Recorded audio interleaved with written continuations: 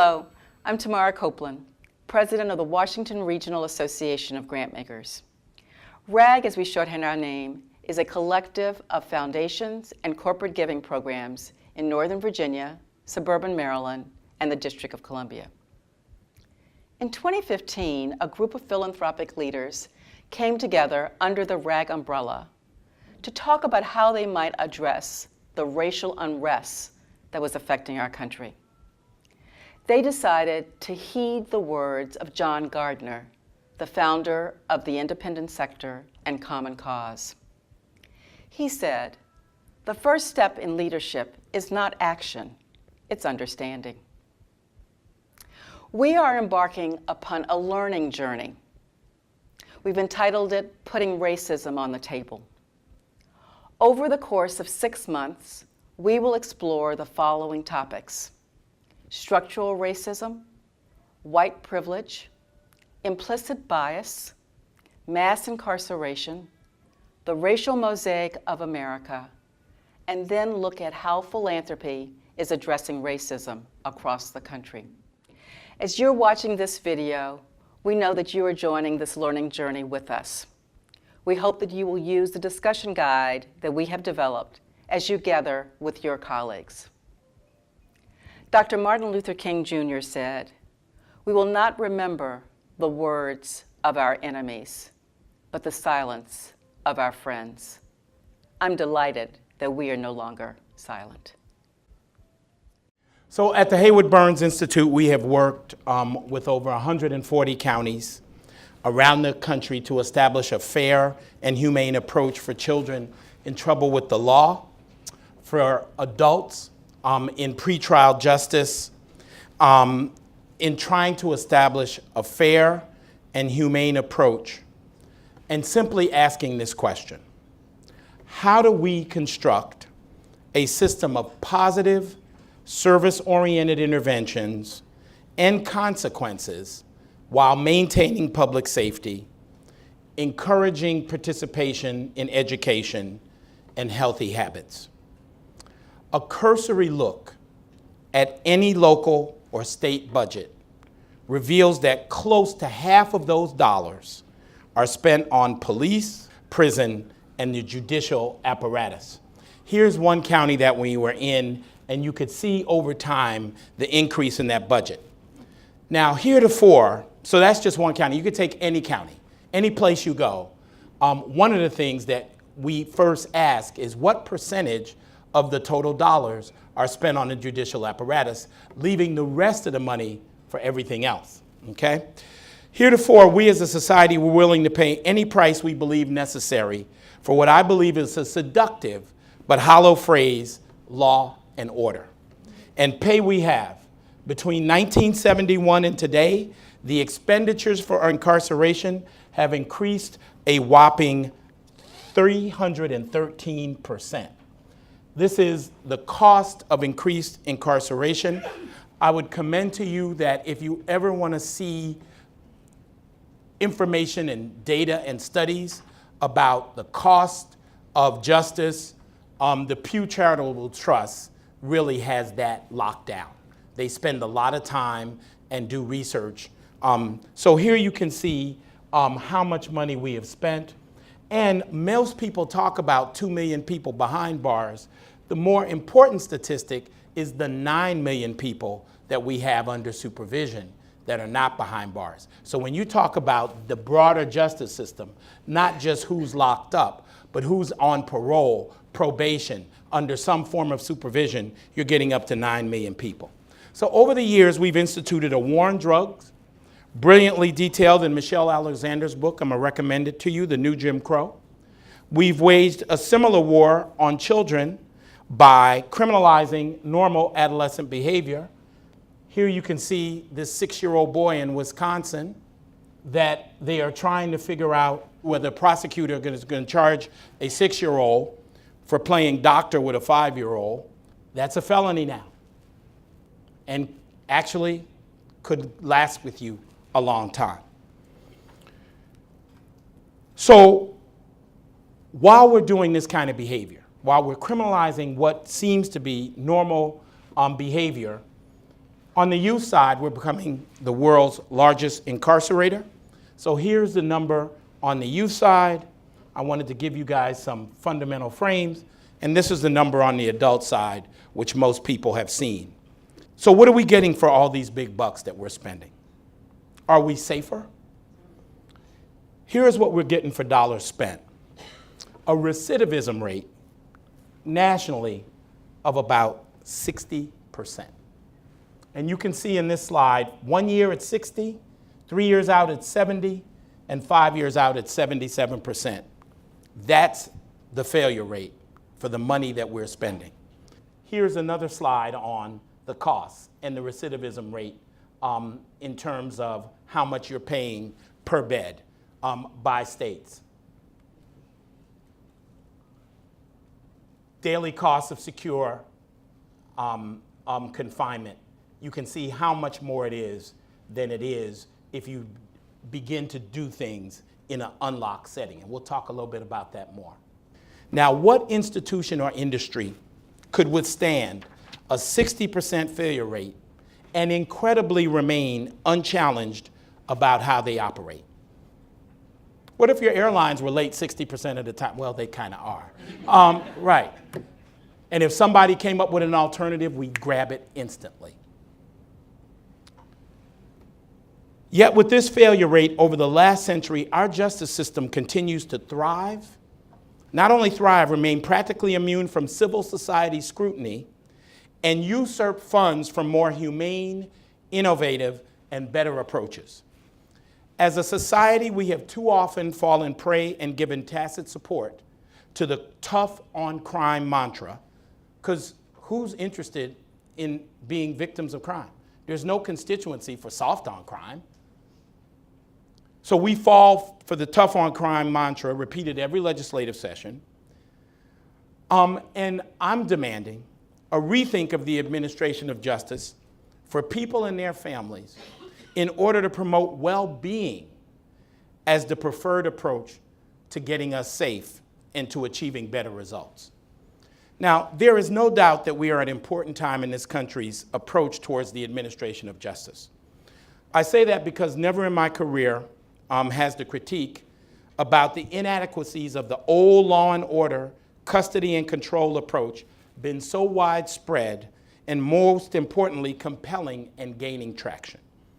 Never before have we had audiences like yourselves.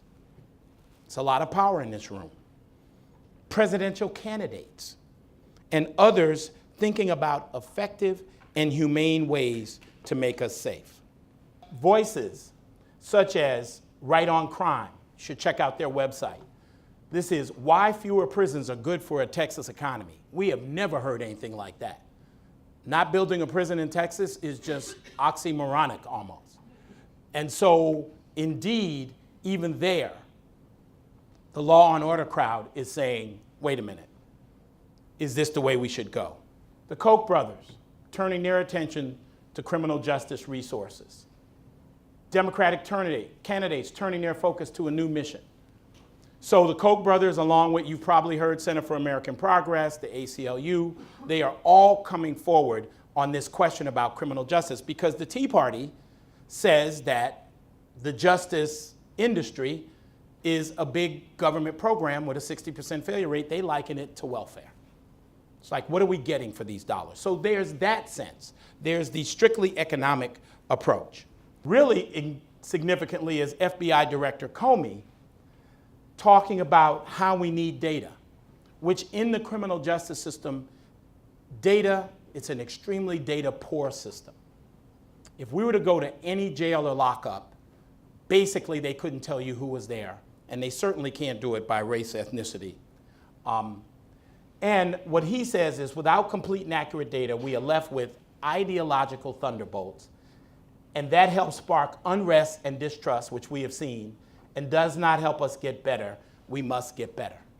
So if I were to say to you, I came from the perspective that we need to lock more people up because crime was rampant, what data do you have to show that? If I were to say to you, we need to lock less people up because crime is not rampant, this is over-policing, what data do I have to make that point? Neither side has data. So this is how justice policy is done. I get a victim on the lock 'em up side that tells a story, and will the legislators start crying?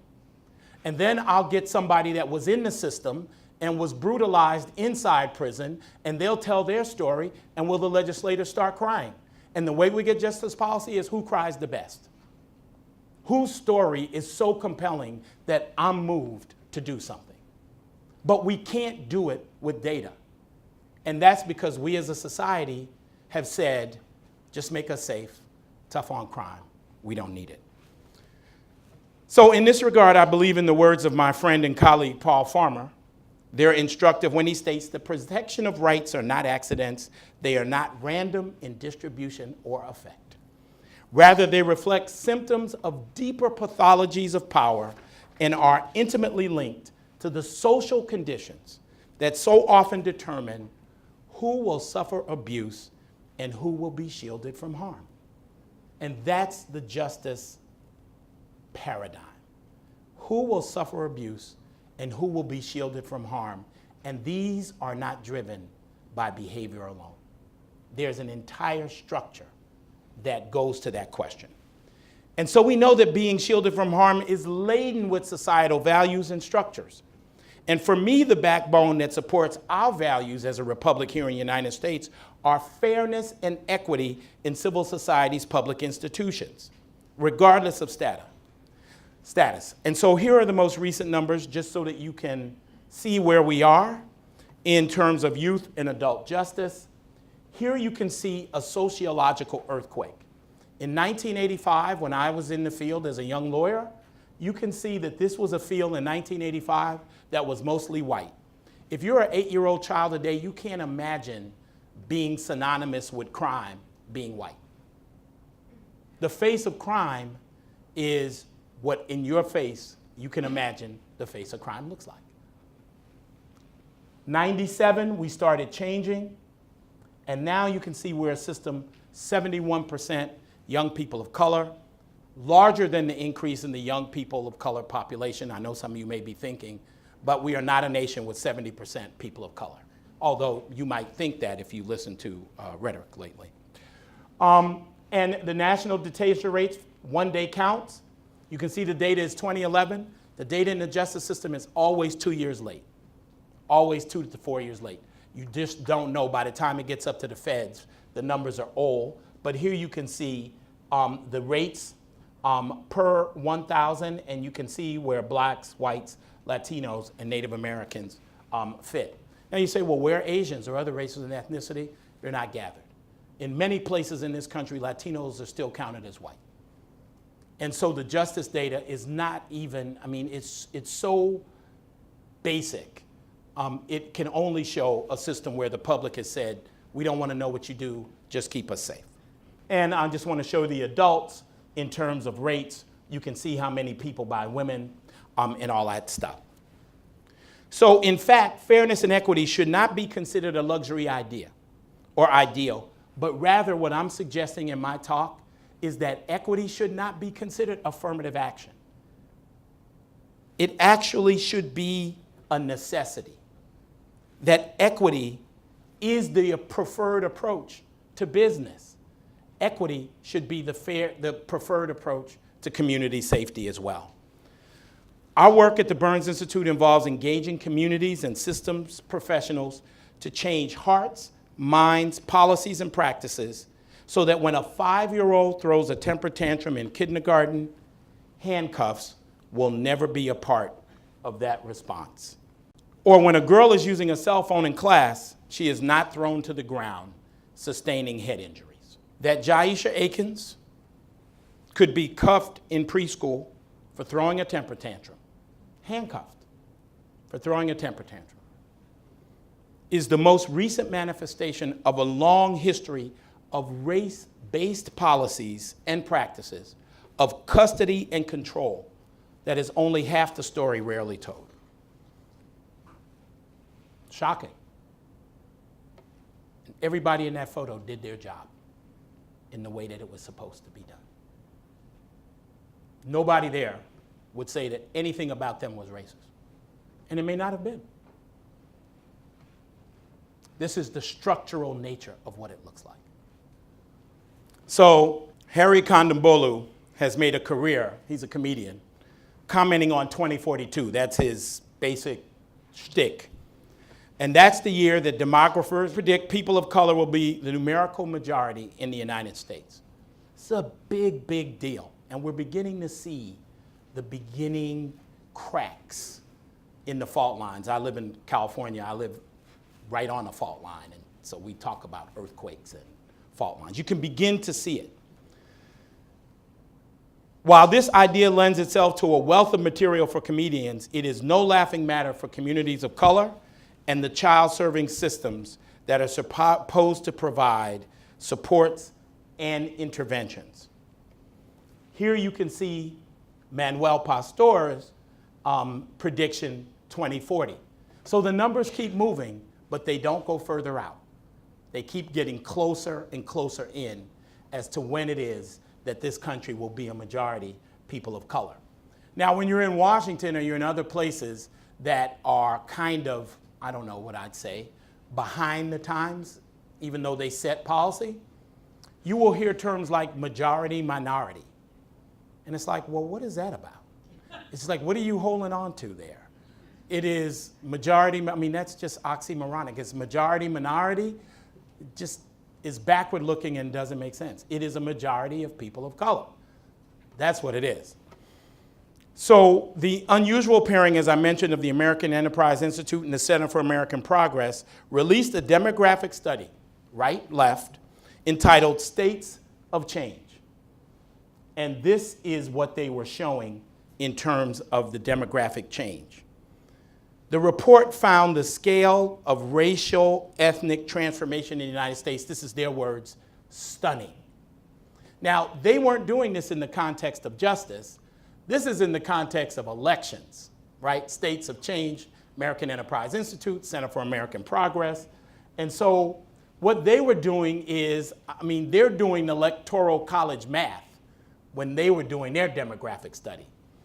I'm doing it in the context of justice, but for them, they found it stunning. And so you can see the 4 states that are currently majority people of color. I live in one of them. California, New Mexico, Texas, and Hawaii. Those are the states that are currently majority people of color, and we have been a majority people of color in California for 10 years now. So it's not a new phenomenon, and you can feel it in the state. You can feel it by the state's politics, you can feel it by who's in charge, you can feel it by who constituencies you have to apply to, right? And so you can see, according to the States of Change on the electoral map, there are some states that are about to flip in the next 5 years. And you can see they are Illinois, count up all the electoral college votes, New York, New Jersey, and Florida. And then if we go 8 years out, Ohio is flipping. So there's this sense of, uh-oh, it's coming. So that's the States of Change. Now, if we get to young people that public systems are serving, when we talk about that, the racial composition not only is changing, it is getting younger. In the state I live in California, 75% of the people under age 25 are people of color. Now, if you're running a doctor's office, if you're running an environmental, you're planning for cities, you're doing schools, you're building a mall, you're thinking about whatever it is, 75% of the people, you're in the military trying to get people to come, whatever you're doing, you need to be aware of that demographic. It would seem to me, if you're a policy person. So the report found that this transformation was stunning and that in 1980, the population of the United States was 80% white in 1980. Today, that proportion has fallen to 63%, and by 2060, it's projected to be less than 44%. Hispanics were 6% in 1980, 17% today, and should be 29% by 2060. Asians and others were just 2% in 1980, 8% today, should be 15% by 2060.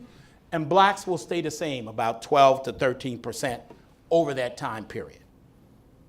Nothing captures the magnitudes of these shifts better than the rise of these 4 states that I've talked about. Equity represents one of the most intransigent and complex issues facing communities, local governments, educators, and business leaders today. From the time our children are born, we aspire to have them grow up in a loving environment with opportunities for education and play and keep them healthy and happy. So oftentimes when you're talking about black and brown youth in urban cores, the word play isn't even associated with them. It's recreation. It's not play. It's not just free play. As a society, we have an obligation to enhance, nurture, and provide supports so that children are able to reach their maximum potential, regardless of skin color, gender, sexual orientation, income, or ability. Indeed, in many communities across this nation, children are expected to exhibit all the characteristics of childhood, good and bad, as part of normal development. However, in far too many communities of color, we have eliminated the space for children to exhibit age-appropriate behavior by criminalizing conduct through fear-based policies and practices. This is evidenced by the UCLA study a year and a half ago, done by Philip Goff and his colleagues, which was entitled The Essence of Innocence, wherein black and Latino boys, when given to a control group, 7-year-old black boys, 7-year-old Latino boys, 7-year-old white boys, the black boys and the Latino boys were seen as older and more culpable than the white boys for the same behaviors. The black boys were seen as that were 7 were seen as 12, 13 identified, the Latino boys 10 or 11, and the 7-year-old white boys seen as 5 and less culpable. Now, many of you don't know this, but the usual age for detention, right? And actually, it's okay that you don't know it because a lot of people in the justice system don't know it. What's the minimum age in which you can lock someone up? 14? Oh no, way too high. 10. See, we keep throwing the guess down. So it's usually 8 or 9. It depends on where you are. But 12 gets you locked up, is what I'm saying. If you're 7, there's a question. But if I see you as 12, you're certainly within that range. There are numerous studies documenting that youth of color are bearing the brunt of decisions that incarcerate first and ask questions later. More recently, children of color have been asked to miraculously brush off these policies and practices and demonstrate exemplary behavior. Alvin Ransom, a young resident of Ferguson, Missouri, while reflecting on the Michael Brown situation, said it best. What he told ABC News is, we have to put on a show so that they think we are perfect. And I don't know how many of you have teenagers, but perfection and adolescent don't usually go hand in hand. Unfortunately, 12-year-old Tamir Rice's death manifested the research that Philip Goff showed when the police officer that shot him, if you listen to the 911 tape, when he called in, he called the dispatcher and said, I've just shot a 20-year-old black male. 12 to 20, and this is what Philip's research is showing. So congratulations to whoever funded Philip to do that research, because these are the things that we now need to know. We need research. We need data. We don't just need anecdote and whose story makes you cry the most. Incidents from Jaisha Akins to Alex Nieto and Eric Garner and others, way too numerous to list, unfortunately. All of the professionals involved vociferously denied being personally racist and stated that they were just doing their jobs. And unfortunately, in too many cases, they would be right. The problem is that just doing our job is chock full of structural racism, and that legacy in the justice area is deep, and it is very powerful. I submit that these roots are so strong that any response to law violations that does not use incarceration as a primary tool for public safety is viewed, one, as suspicious, unworkable, but even worse to me, having worked in this field, is any alternative or thinking of a different way to do business is considered unimaginable. We don't even think about it. Why would we do anything different than what we do? Our carceral impulses are rooted in our historical DNA. We do it and we don't even know why. And it is harvested by the earliest arrivals that had first contact with the indigenous people in this land. From the very beginning, that was a mismatch. How we organize societies, spiritual beliefs. Thus, today's efforts to deal with equity and justice are plagued with the often unspoken but deeply felt remnants of 3 centuries of social and legal norms that were constructed on the beliefs that young people, and I'm not being hyperbolic here, of color were at different times in our justice history considered savages, feeble-minded, incapable of normal function, or, in the case of black kids, not even human. So let's unpack this by documenting some important events. In Indian country, for example, Native Americans talk about how the machinery of justice ignores their historical trauma. Some of you that have read the news lately read that there was a suicide, huge suicide spate. Many Native American kids, and they don't have a lot of kids to spare, committing suicide on reservations in the Plain States. So why does what seemed like injury from over a century ago have so much energy and salience in Indian country today, representing large disparity rates? This picture is why. Look at how many children in this picture at Carlisle School were never parented, nor learned how to be parents themselves in the ways of their people. They lost their language and cultural imperatives, and if that wasn't bad enough, while experiencing physical and sexual abuse from the people that were there to teach them and bring them into the mainstream.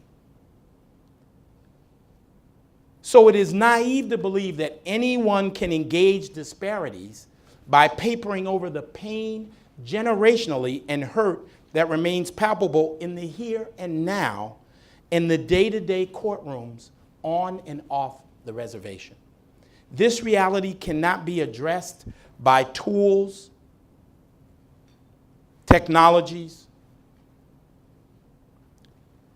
in a justice system that is reinforced in so many ways that tells your people you are inferior. Kill the Indian, save the man. It was what you did then, because it was the Indian that was savage, and this we have to bring you to these 3 Lakota boys going to boarding school. Similarly, the justice system has not been kind to Latino youth. The Whittier School in Southern California institutionalized and enforced a system of punishment based upon the racially informed emerging science of the day, eugenics, which it wasn't too long ago that Charles Murray at Harvard gave us some more recent things about brain development, race, ethnicity. The implementation of this crime-fighting strategy fell hardest on Mexicans and Filipinos. Under this regime, youth whose brains were considered normal, that is white, they were the control group, could be rehabilitated, while youth found to be, quote, feeble-minded, Mexican and Filipino, were considered unredeemable because this was the beginning of the intelligence quotient test, the IQ test. The punishment for those considered feeble-minded was incarceration in conditions that were terribly inhumane. But if you were feeble-minded, this is what we needed to do for you. And in many instances, because you were feeble-minded, the crime prevention strategy was what? Anybody got a guess? We know you're feeble-minded, so to prevent you from committing more crimes and producing people that are criminals, sterilization. Exactly. You can see this is a marker for thousands of young Latinos being sterilized and blacks. Similarly, Asians have experiences in the Pacific region which took them from families at young ages in order to assimilate them as well.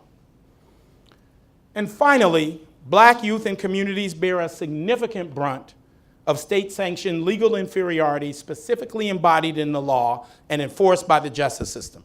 Beginning as enslaved people with no regard for childhood, you were property, you were not children, so the status of children of whites did not inure to you, to the nation's first juvenile detention facility, which was created in the Lower East Side of New York in 1824.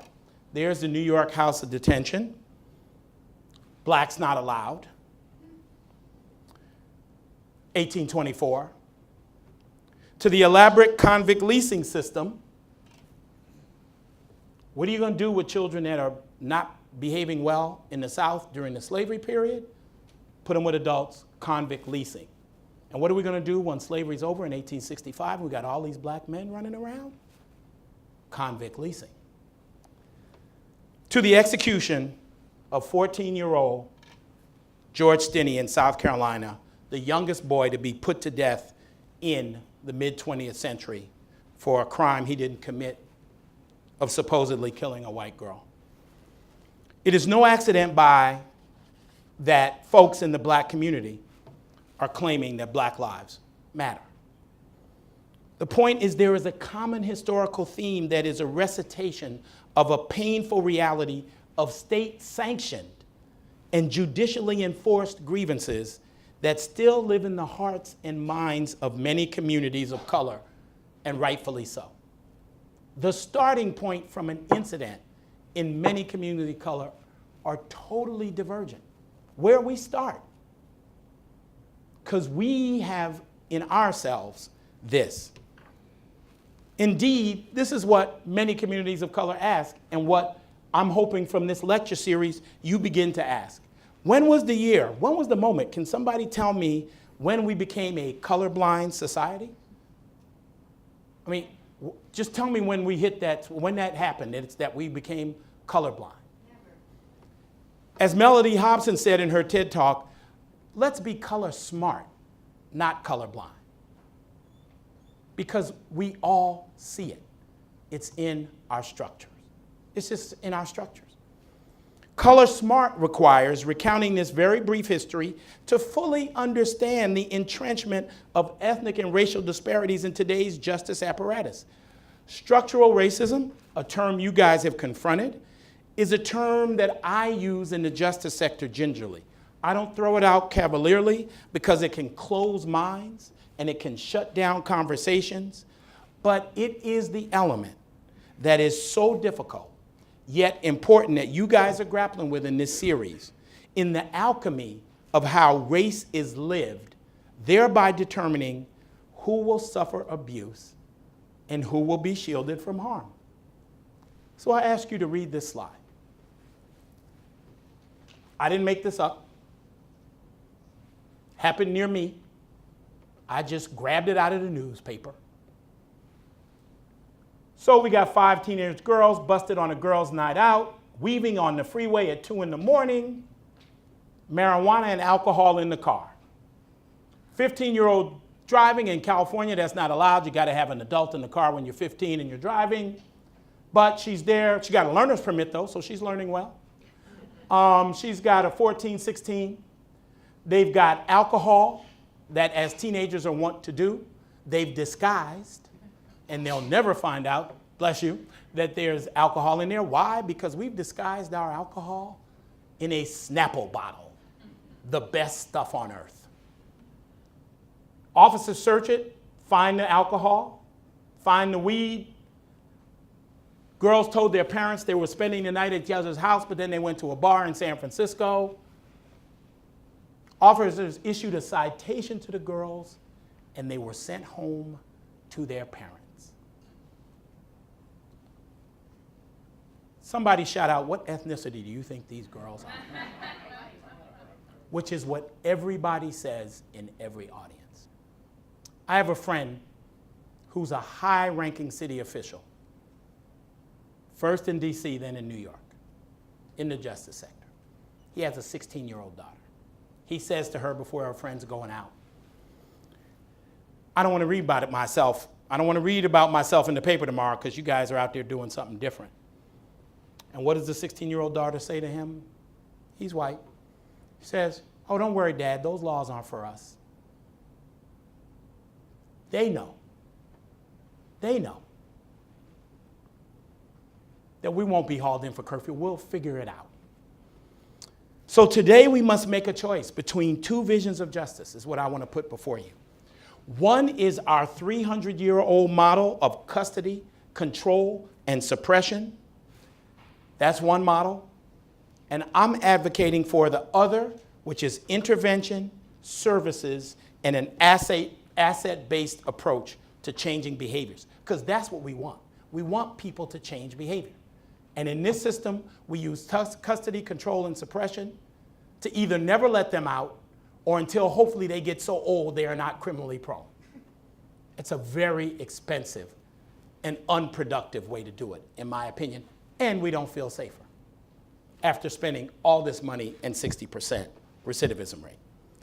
And I want to say strongly to you as funders, leaders, these two approaches cannot live simultaneously, as the infrastructure for each requires opposing philosophies, training, and orientation. If I'm doing custody, control, and suppression, I don't want to interact with you at all.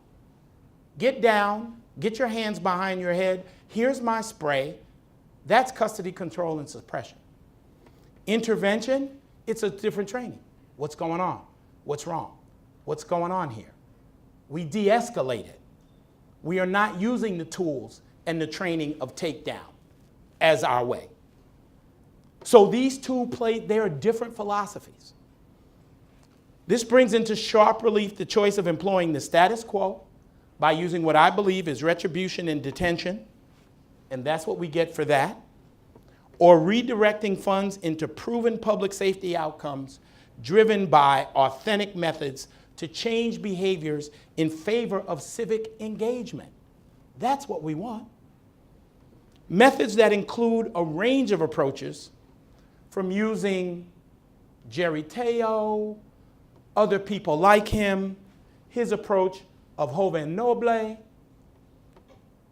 the nobility, how you get people to change their behaviors, to not be destroying parts of their communities.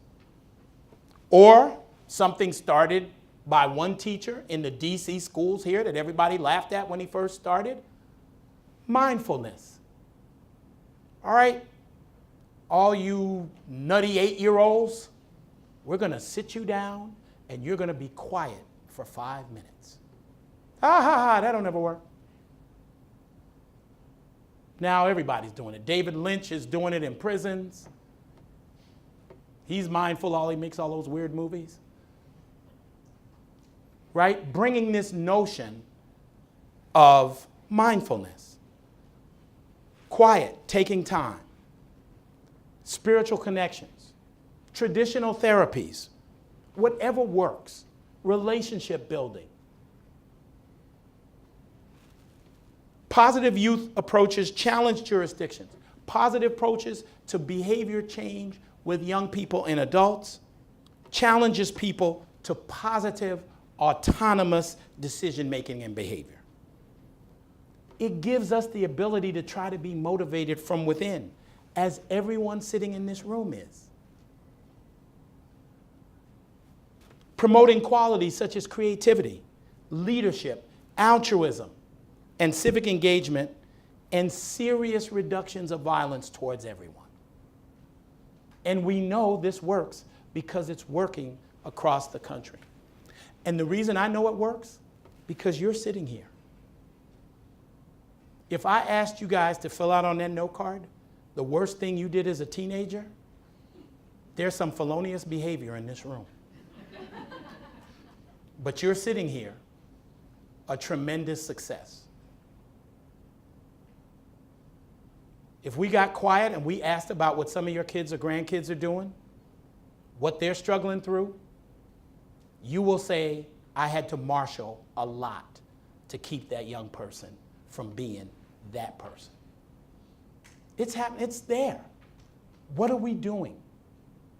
Was custody, control, and suppression the way that you first responded to your child when you might have smelled some weed somewhere? Or alcohol on their breath as they do normal experimentation? Did you never experiment when you were young? I'm from the 60s, college. Okay? Pink Floyd. Need I say more? Okay. Indeed, together we are part of a rising chorus of voices demanding that systems become transformative rather than merely transactional. Transforming is the way to get us community safety, not transacting. Thus, child well-being, well-being itself, and attending thereto, I'm once again going to put in front of you, is the preferred public safety strategy. Not custody, not control, and suppression that your traditional justice system represents. We, those of us of a certain age, we are witnessing folks who have been subject to over 40 years of deliberate disinvestment by their friends and foes alike. People who simply don't believe. I was at the Martin Luther King Memorial yesterday reading the quotes. These folks don't believe that the moral arc is bending towards justice. They see no proof of it. They can't afford college. They're in debt up to their wazoo. They can't afford an apartment. They have to live at home till they're 40. We're asking them to do a lot on faith. They're not buying it. And that's the people who are successful. What about the young people who go to schools that don't have AP courses? They go through metal detectors. They look like jails.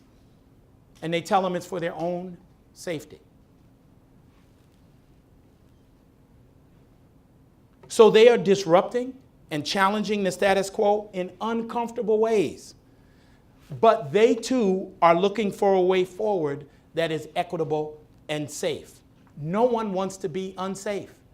If you live in these neighborhoods, you've heard the expression, one day you're the windshield, the next day you're the bug. It's not a far leap from being a perpetrator to a victim, really quickly, in neighborhoods of concentrated and persistent and often geographically isolated poverty. So I'm putting before you the idea that we must hold two truths in our heads and hearts simultaneously that are in opposition to each other initially, but are really necessary. First, we must continue to do all we can to make the justice system do less harm to families and communities. Now, of course, the justice system, like many a dying model, newspapers delivered to your door every day, that is a dying model. The justice system can limp along and process misery with the best of them. It's doing it right now as we sit here. Because its true mission is public safety and not well-being. And its idea of achieving public safety, as I said, is custody, control, and suppression. However, in order to be equitable in a growingly diverse country, we have to challenge the justice system to be better. So that's the first idea, do less harm. The next idea is to be better, to be imaginative, to be innovative, to figure out ways to change behavior that don't make people worse at tremendous expense and terrible results. So what do? I'm just going to give some ideas and suggestions. I'm not trying to tell you how to do your business, but some just ideas. First, our next generation goal. It's not going to happen tomorrow. We have 300 years of an edifice of justice that we have to deconstruct. So a next generation goal is a multi-pronged strategy which challenges and puts a lie to our national obsession with force and control and their attendant instruments as the only and best way to achieve safety. This is the foundation that mass incarceration rests on. It is from that structural norm that the way to resolve what happened in Baltimore is a show of force, more show of force, more show of force. You can't show force for 365 days a year. And if you do, something else in your community will suffer because it costs money to show force.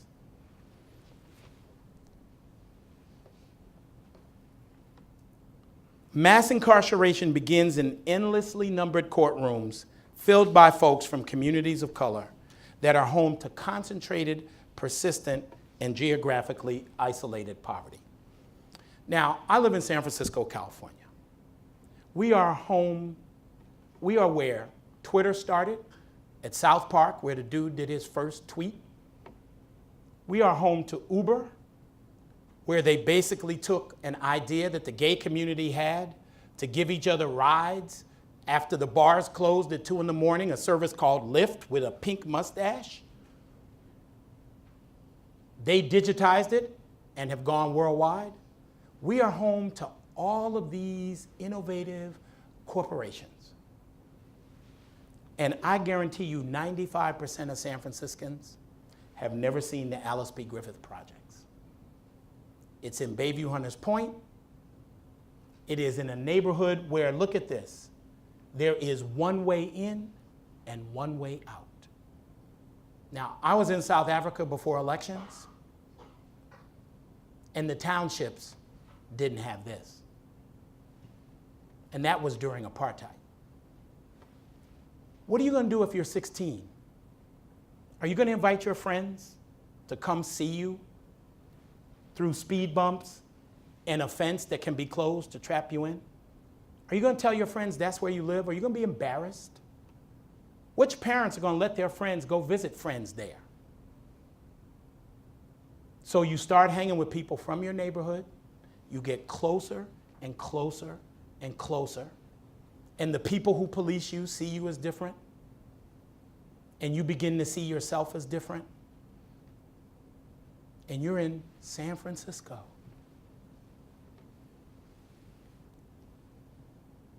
So there is value in engaging in realities of the quiet and inexorable processing of misery that is the administration of justice at our local level.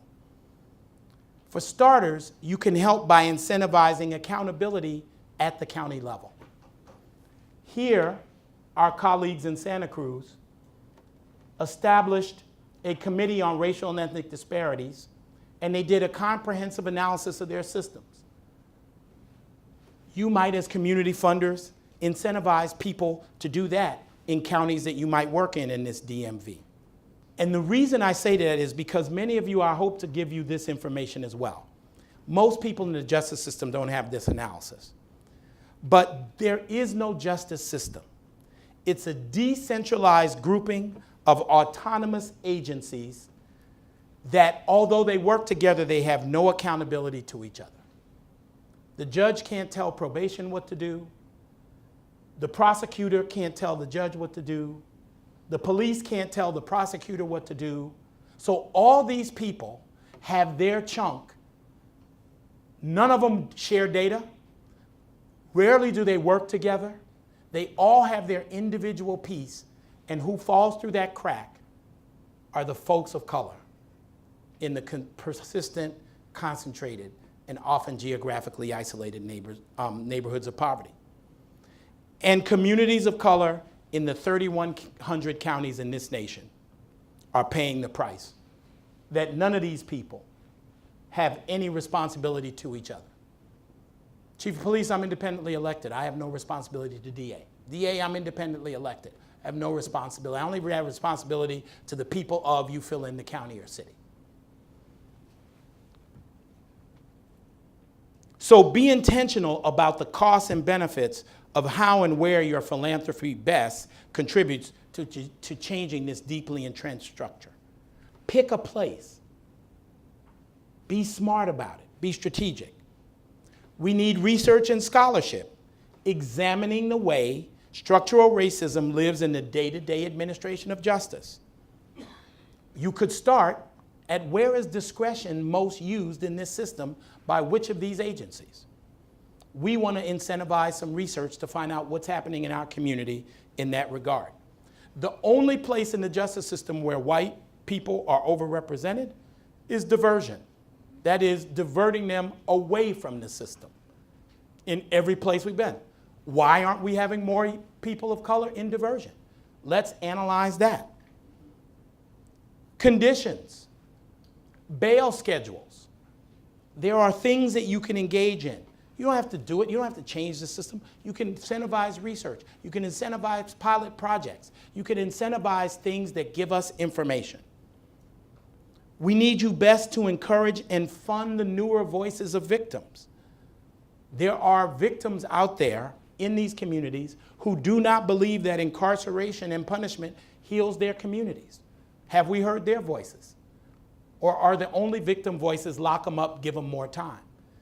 There are other victim voices out there because most of the crime is happening in communities that are isolated, and those people have voices.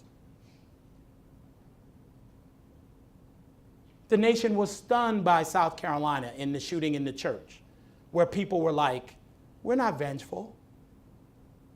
Right? The whole nation, oh, they're so wonderful. There are other victims' voices out there. We should find them. Similarly, families, formerly incarcerated people, and community voices need narratives supported by research. What is it like to negotiate communities? What is it like?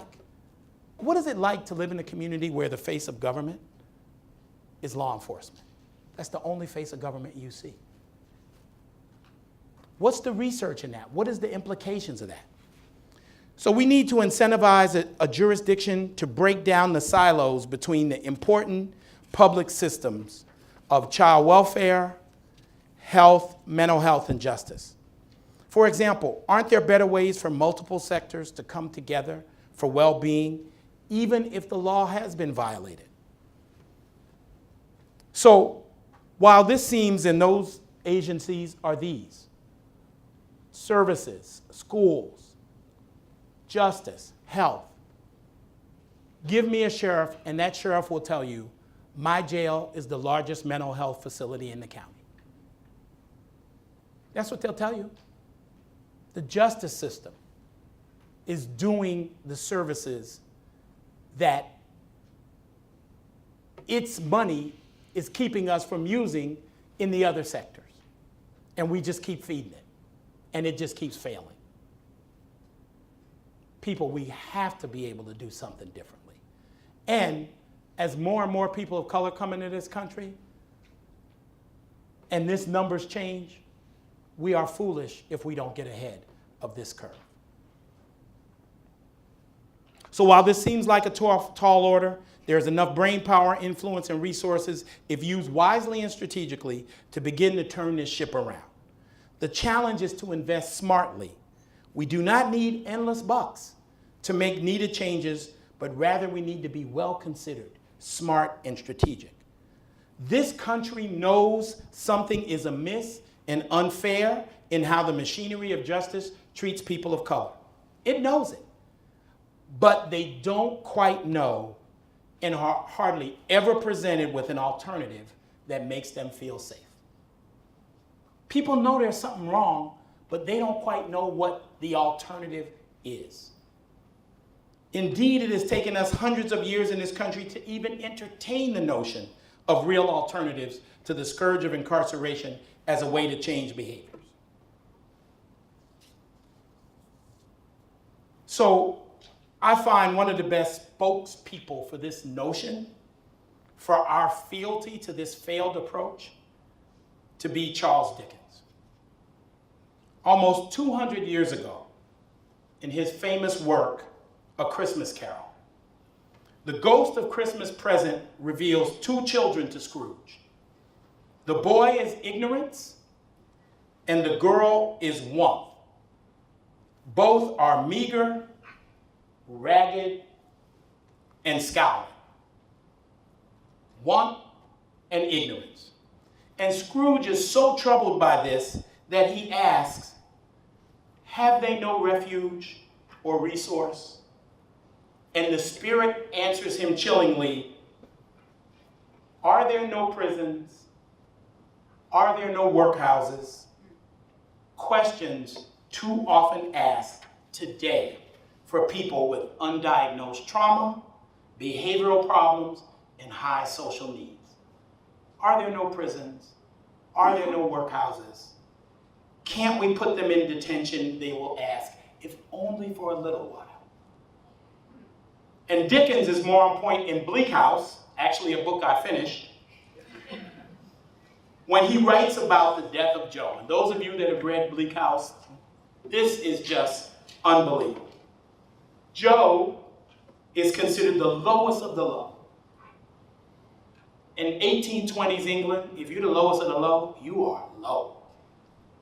He is an illiterate, destitute, orphan boy who sweeps the streets for handouts. He is totally vulnerable and unprotected from people, disease, and the horrors of poverty. Joe eventually dies in the street from exposure. And Dickens writes this powerful passage when Joe dies. Dead, dead, your majesty. Dead, my lords and gentlemen. Dead, right reverends and wrong reverends of every order, going after the preachers. Dead men and women, born with heavenly compassion in your hearts and dying around us every day. So in these times, it is gatherings like this that must set the agenda for the remainder of this century. That agenda in my mind requires you to think of two framing principles. That too often we as a society equate punishment with safety. And that the ills of humanity are best cured by more humanity. In our work, we use humanity, restoration, and equity. With your loved ones, you try to use humanity, restoration, and equity before you give up on them. Before you give up on them. These are the pillars necessary to change the conversation regarding true public safety. Most beautifully stated in Micah, do justly, judge mercifully, and walk humbly.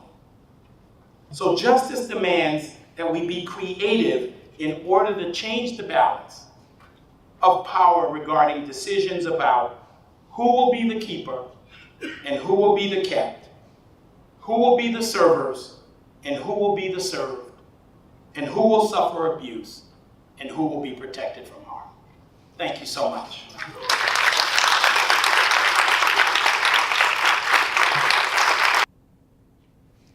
From all of us at the Washington Regional Association of Grantmakers, we thank you for watching our series, Putting Racism on the Table.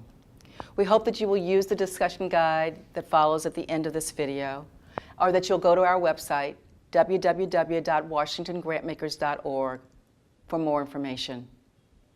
I'm really pleased that we are putting racism on the table.